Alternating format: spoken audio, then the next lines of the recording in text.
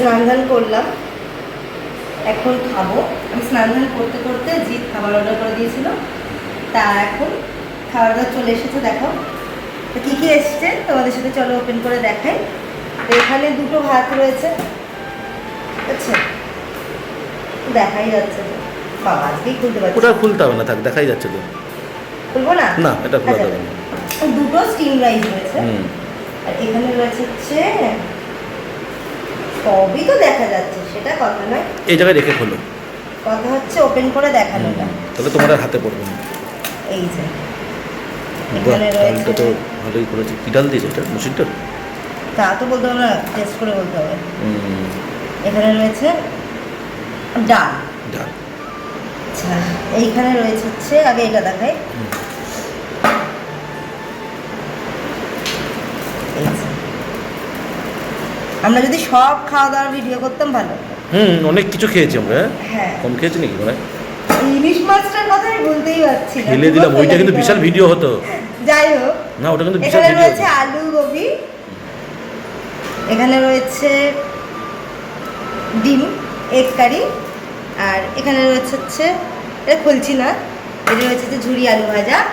এখানে দিয়েছে হচ্ছে প্লেট দুটো, টিস্যু, সল্ট, স্পুন, আর ঋষভের জন্য আরও একটা এক্সট্রা প্লেট নেওয়া হয়েছে। আমরা যেটা বলছিলাম সেটার ভিডিও নাই তোমরা দেখে ফেলেছো, নাই দেখবে, কখন কোনটা পোস্ট হবে তো আমি জানি না। এটা ইলিশ মাছ কেনা হয়েছিল মোহনা থেকে, সেটা খুব মানে ক কিলো যেন, 1 কিলো 300 মতো বলছিল। হ্যাঁ 300 মতো।